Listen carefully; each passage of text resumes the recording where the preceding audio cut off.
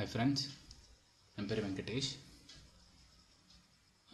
இன்றைக்கி நம்மளோட கம்ப்யூட்டரோட full configuration எப்படி தெரிஞ்சுக்கிறதுன்றதை நான் உங்களுக்கு சொல்கிறேன். இது நிறைய பேருக்கு தெரியும், ஆனால் ஃபுல் டீட்டெயில் கான்ஃபிகரேஷன் எப்படி பார்க்குறதுன்னு நிறைய பேருக்கு தெரியாது. இப்போது நான் என்னோடய ஃப்ரெண்ட்ஸ்கிட்ட நிறைய பேர் கேட்டால் உங்கள் வீட்டில் என்ன கம்ப்யூட்டர் இருக்குது அப்படின்னு கேட்டால் எங்கள் வீட்டில் இன்டெல் கம்ப்யூட்டர் இருக்குதுன்னு சொல்லுவாங்க. அப்படி இல்லைனா கம்பெனி பேர் ஹெச்பி கம்ப்யூட்டர் இருக்குது அப்படின்னு சொல்லுவாங்க. இது தெரிஞ்சு வச்சுக்கிறது எந்த அளவுக்கு முக்கியன்றதை பற்றி நான் சொல்கிறேன். நிறைய பேருக்கு தெரியாது, ஆனால் இது எனக்கு தெரியுன்றதுக்காக எல்லாருக்கும் தெரியணுன்ற அவசியம் இல்லை. ஆனால் இது தெரிஞ்சு வச்சுக்கிறது ரொம்ப நல்லது. ஏன்னா நீங்கள் ஒரு ப்ராஜெக்ட் பண்ணும்போது உங்களோட ப்ராஜெக்டோட மெயின் சாஃப்ட்வேர் விஷுவல் ஸ்டுடியோவோ ஏதோ ஒரு இந்த ஐடி சாஃப்ட்வேர்லாம் நீங்கள் ரன் பண்ணும்போது உங்கள் சிஸ்டம் கான்ஃபிகரேஷன் என்னன்னே தெரியாமல் டேட்டா பேஸு ஆர்க்கிள் 8 எல்லாம் நீங்கள் லோட் பண்ணிங்கன்னா உங்கள் சிஸ்டம் ரொம்ப ஸ்லோ ஆகிடும். அப்புறம் ப்ராஜெக்டும் ரன் பண்ண முடியாது. எல்லா நிறைய ப்ராப்ளம் ஆக்குறோம். அப்போ தான் சிஸ்டமோட உங்கள் கான்ஃபிகரேஷனுக்கு ஏற்ற மாதிரி தான் உங்களோட ஒரு சாஃப்ட்வேரை நீங்கள் இன்ஸ்டால் பண்ண முடியும். First of all system configuration எப்படி தெரிஞ்சுக்கிறது அப்படின்றதுக்கு மொத்தம் 3 மெத்தட் இருக்குது. ஃபர்ஸ்ட் மெத்தட் பார்த்திங்கன்னா மை கம்ப்யூட்டர் ரைட் கிளிக் பண்ணி ப்ராப்பர்ட்டிஸ் போங்க. இது ஃபர்ஸ்ட் மெத்தட். இது நான் விண்டோஸ் 8 யூஸ் பண்ணுறேன். விண்டோஸ் 7 யூஸ் பண்ணிங்கன்னா இதேமாதிரி தான் இருக்கும் லேஅவுட்டு. இது விண்டோஸ் எக்ஸ்பி அப்படி இப்போ ஓல்டர் வெர்ஷன்லாம் யூஸ் பண்ணிங்கன்னா ஒரு சின்ன பார் ஒன்று ஓப்பன் ஆகும். அதுலேயே உங்களுக்கு போட்டிருக்கும். இது பார்த்திங்கன்னா என்னோடய ப்ராசஸர் இன்டெல் கோர் i7 2630. இது என்னோடய ப்ராசஸர் நேம். இதுமாரி உங்களோட ப்ராசஸர் நேம் என்னென்னு ஃபஸ்ட்டு பாருங்கள். நிறைய பேர் கோர் டிடிஓ வச்சுருப்பீங்க, டியூல் கோர் அதுமாதிரி நிறையா இருக்கும். Installed RAM 4GB.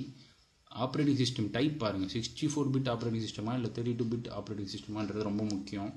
First of all 32 bit operating சிஸ்டத்தில் நீங்கள் 32 பிட் சாஃப்ட்வேர்ஸ் மட்டும்தான் இன்ஸ்டால் பண்ண முடியும், சப்போர்ட் பண்ணுற சாஃப்ட்வேர்ஸ். இதுவே நீங்கள் 64 பிட் சாஃப்ட்வேர்ஸ் இப்போ நீங்கள் இன்ஸ்டால் பண்ண ட்ரை பண்ணிங்கன்னா இன்ஸ்டால் ஆகாது.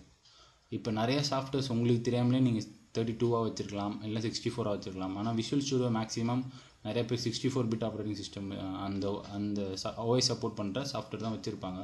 அது எப்படி இன்ஸ்டால் பண்ணணும்னு தெரியாமல் நிறைய கஷ்டப்படுவாங்க. உங்களோட சிஸ்டத்தில் ரேம் அதிகமாக இருக்குது அப்படின்னா இந்த பாருங்கள், இந்த ரேம் 4 and above 4GB இருந்தால் நீங்கள் 64 பிட் ஆப்ரேட்டிங் சிஸ்டம் போடுறது நல்லது. ப்ளஸ் ரேம் மட்டும் இல்லை, உங்களோட உங்கள் ப்ராசஸர் எப்பயுமே கொஞ்சம் ஹை கான்ஃபிகரேஷன் இருந்தால் தான் ரேமும் நீங்கள் அதிகமாக போடுவீங்க. இப்போ ஃபார் எக்ஸாம்பிள் i3 என்னை பொறுத்த வரைக்கும் மாட்ரேட் கான்ஃபிகரேஷன், i5 i7 ஓகேவா. இந்த 2 ப்ராசஸர் வச்சுருக்கவங்க எல்லாருமே 64 பிட் ஆப்ரேட்டிங் சிஸ்டம் போடுறது ரொம்ப நல்லது. ஏன்னா 64 பிட் ஆப்ரேட்டிங் சிஸ்டம்ன்றது ஒரு தனி ஆர்கிடெக்சர் மாதிரியும் 32 பிட் ஆப்ரேட்டிங் சிஸ்டம்ன்றது ஒரு தனி ஆர்கிடெக்சர். இப்போ 32 பிட்டில் பார்த்தீங்கன்னா எவ்வளோ ஜிபி ரேம் மேக்ஸிமம் சப்போர்ட் பண்ணும் பார்த்தீங்கன்னா மேக்ஸிமம் 4GB தான் ரேம் சப்போர்ட் பண்ணும். ஆனால் 64 பிட் ஆப்ரேட்டிங் சிஸ்டம்னா எனக்கு தெரிஞ்ச வரைக்கும் மேக்ஸிமம் 32 அப்படி இல்லைனா 16GB வரைக்கும் ரேம் சப்போர்ட் பண்ணும். 32GB ரேம் சப்போர்ட் பண்ணணும்னு நினைக்கிறேன். இது ரொம்ப ஹை அண்ட் சிஸ்டத்துக்குலாம் 64 பிட் ஆப்ரேட்டிங் சிஸ்டம் தான் போடுவாங்க. ஏன்னா உங்களோட ஆப்ரேஷன் எல்லா ஸ்பீடுமே டேட்டா ட்ரான்ஸ்ஃபர் எல்லா ஸ்பீடுமே டபுள் த டைம் இருக்கும். ஓகே, இது நான் ஃபஸ்ட்டு மெத்தட் இப்படி ரைட் கிளிக் பண்ணி ப்ராப்பர்ட்டிஸ் போகலாம். நிறைய பேருக்கு உன்னோட கிராஃபிக்ஸ் மெமரி எவ்வளோ அப்படின்னு கேட்பாங்க. நீங்கள் ஃப்ரெண்ட்ஸ்கிட்ட கேம் வாங்கும்போது உங்கள் கிராஃபிக்ஸ் மெமரி எவ்வளோ இருக்குது அப்படின்னு கேட்பாங்க. உங்களுக்கு தெரியாது எவ்வளோ இருக்குன்னு. ஏன்னா நீங்கள் வாங்கிட்டு வர போகிற கேமுக்கு அதுக்கு நிறைய கிராஃபிக்ஸ் தேவைப்படும். அது எப்படி கண்டுபிடிக்கணும்னா நீங்கள் ரன்னுக்கு போகணும். இது விண்டோஸ் 8 ஓகே. அதனால் ரன்னுக்கு நீங்கள் இதே விண்டோஸ் எக்ஸ்பி இருந்தால் ஸ்டார்ட் அழுத்தி அதிலே ரன் வரும். அப்படி இல்லைனா விண்டோஸ் பட்டன் +R அழுத்தினீங்கன்னா ரன் ஓப்பன் ஆகும். இதில் நீங்கள் டைப் பண்ண வேண்டியது DX டயாக் டைப் பண்ணி ஓகே கொடுத்தீங்கன்னா ஒரு விண்டோ வரும். SR நோவான்னு கேட்கும். ஃபர்ஸ்ட் டைம் நீங்கள் எஸ் கொடுக்கணும்.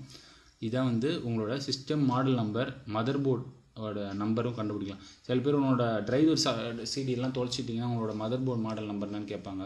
அது எப்படி பார்க்குறதுனா இப்படி தான் பார்க்கணும். சிஸ்டம் மாடல் இந்த இடத்துல பார்த்தீங்கன்னா உங்களோட மதர் போர்டு நம்பர் போட்டிருக்கோம், இன்டெல் சிப்செட் அதுமாரி போட்டிருக்கோம். ப்ளஸ் உங்களோட ரேம் இதிலே வரும். உங்களோட மற்றபடி அதில் நீங்கள் பார்த்து டீட்டெயில் தான் வரும். இதில் எக்ஸ்ட்ரா ஒரு இன்ஃபர்மேஷன் என்ன வரும்னா உங்களோட கிராஃபிக்ஸ் கார்டோட மெமரி எவ்வளோன்ட்டு. இப்போ என்னோடய கிராஃபிக்ஸ் கார்டோட மெமரி 1.5 GB. அதாவது இது ஆக்சுவலாக நான் HD NVIDIA கிராஃபிக்ஸ் போட்டிருக்கேன். அது இதில் பார்க்க முடியாது. அதுக்கு தனியாக ஒரு சாஃப்ட்வேரில் பார்க்கணும். ப்ளஸ் உங்களோட ரேம் டைப் என்னன்னு இதில் பார்க்க முடியாது. உங்களோட எந்த ஸ்லாட்டில் ரேம் ஸ்லாட்டில் நீங்கள் ரேம் போட்டிருக்கீங்க, எந்த ஸ்லாட் ஃப்ரீயாக இருக்குன்னு உங்களால் இதில் பார்க்க முடியாது. நிறைய டீட்டெயில் இதில் பார்க்க முடியாது. அதுக்காக ஒரு தேர்ட் பார்ட்டி டூல் ஒன்று இருக்குது. அது பேர் தான் CPU விசிட்டு. அதை பற்றி நான் உங்களுக்கு சொல்கிறேன்.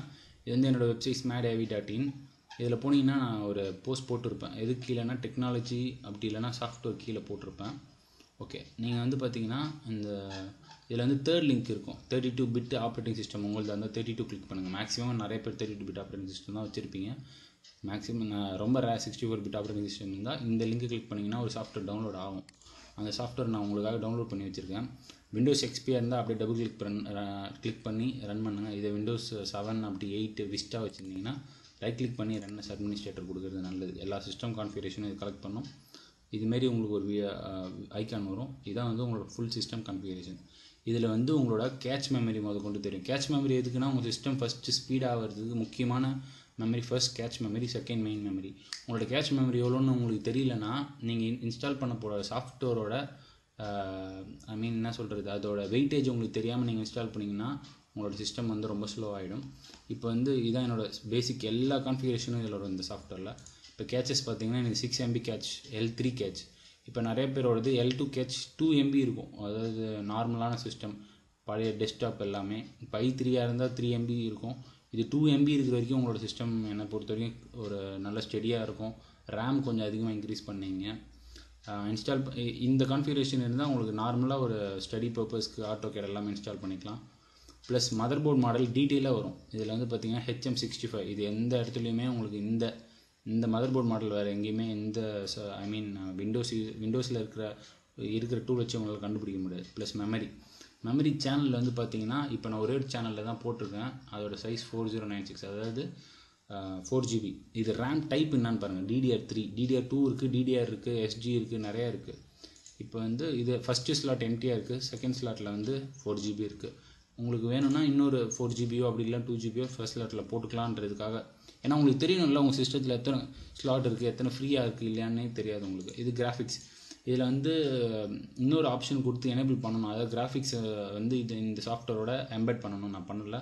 உங்களுக்கு அந்த அளவுக்கு அது டீட்டெயிலாக தேவைப்படாதுன்றதுக்காக நான் பண்ணலை. ஓகே, இதுதான் வந்து பேசிக்கான நெசசரிஸ். இப்போ நீங்கள் கடைக்கு போகிறீங்க, இப்போ உங்கள் சிஸ்டத்துக்கு ரேம் அப்டேட் பண்ணணும், உங்கள் ரேம் டைப் என்னன்னு கேட்பாங்க. அங்கே போயிட்டு நீங்கள் தெரியாமல் இருக்கிறதோட இதை நீங்கள் கற்றுட்டு போகலாம். இந்த இடத்துல DDR டைப் வரும். ஓகேங்களா? இது வந்து உங்களுக்கு இந்த டீட்டெயில் வந்து நிறைய பேருக்கு தெரிஞ்சிருக்கும், ஆனால் என்னோடய ஃப்ரெண்ட்ஸ் நிறைய பேருக்கு தெரியாது. இந்த வீடியோ மெயினாக நான் உங்களுக்காக தான் ஷேர் பண்ண விரும்புகிறேன். ப்ளஸ் உங்களுக்கு இந்த வீடியோ ரொம்ப பிடிச்சிருந்தா, உங்களுக்கு இந்த வீடியோ யூஸ்ஃபுல்லாக இருந்ததுன்னா என்னோடய ஃபேஸ்புக் பேஜ் இந்த இடத்துல லைக் பண்ணுங்கள்.